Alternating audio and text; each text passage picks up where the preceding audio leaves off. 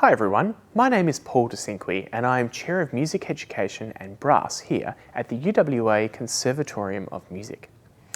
Today I'm going to help demystify tab notation for you as you work through the ATAR Music Syllabus, and I'm lucky to have my colleague here, the Chair of Guitar, Jonathan Fitzgerald, to help. So firstly, I assume you're watching this video because you are comfortable with Western notation on our 5-line stave, but not as comfortable with tab. While they are different, they both function the same. They tell us the pitch of the notes we need to play on our instrument. A lot of contemporary guitarists use tab to simplify the reading of notation in the beginning. But interestingly, tab is a very old way of representing music. Lute players used this form of notation back in the 1400s. So let's have a look at a tab template for electric or classical guitar. It has 6 lines, one for each string. The top line on the page is the string with the highest pitch and the one furthest away from your face as you play the guitar. If a guitar is tuned normally, the 6 strings are tuned like this: E, A, D, G, B, E.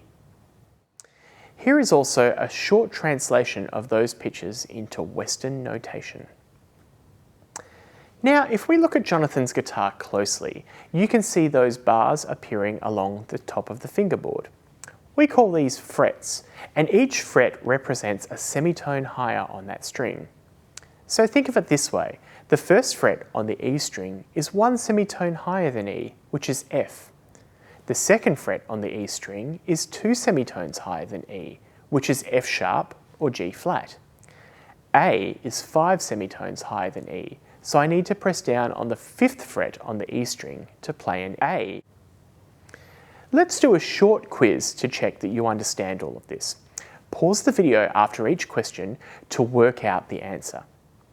On the E string, what note does the 4th fret produce? It's a G sharp or an A flat because they are 4 semitones higher than E. Here's another question. On the E string, what fret do I need to press down to produce a B flat? Well, B flat is 6 semitones higher than E, so I need to depress the 6th fret. Let's change to a different string. We'll go to the G string here. So on the G string, what note does the 2nd fret produce? That's right, it is an A. On the G string, what fret do I need to press down to produce a C? Correct, it's the 5th fret. Now, you may be asked to write out a chord using tab notation. Let's say we want to play an E major chord on the guitar. We need to write some numbers on our tab diagram to explain this to our guitarist. We will start from the low E string and work up pitchwise from there. E is in an E major chord, so we can use an open string for this line. So let's just put a 0 here to represent the open string. A isn't in an E major chord.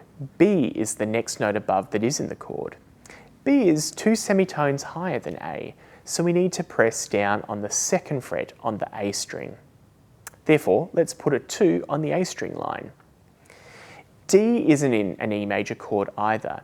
E is the next note above that is in the chord, and E is 2 semitones higher than D, so we need to press down on the 2nd fret on the D string. Therefore, let's put a 2 on the D string line. G isn't in an E major chord, but G sharp is. G sharp is 1 semitone higher than G, so we need to press down on the 1st fret on the G string. Therefore, let's put a 1 on the G string line. The last 2 work because both E and E are in the chord, so we'll leave these as open strings as well. Just write a 0 for both. So that is what an E major chord looks like in tab notation. I'll also put this in Western notation for you, and Jonathan will play the whole chord for us.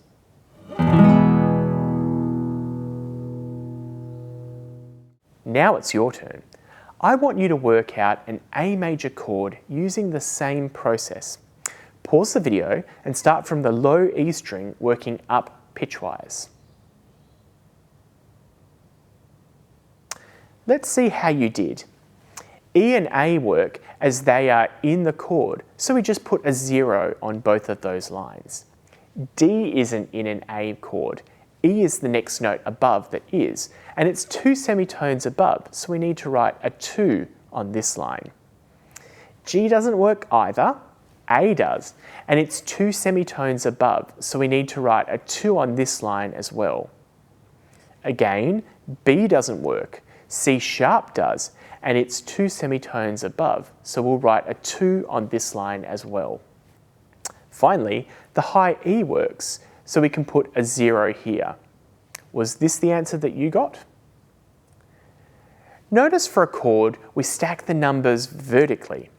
We can also use tab to show melodies by writing the numbers along the tab line. Check out this tab. I'll get Jonathan to play it for us. This tab represents an E major scale.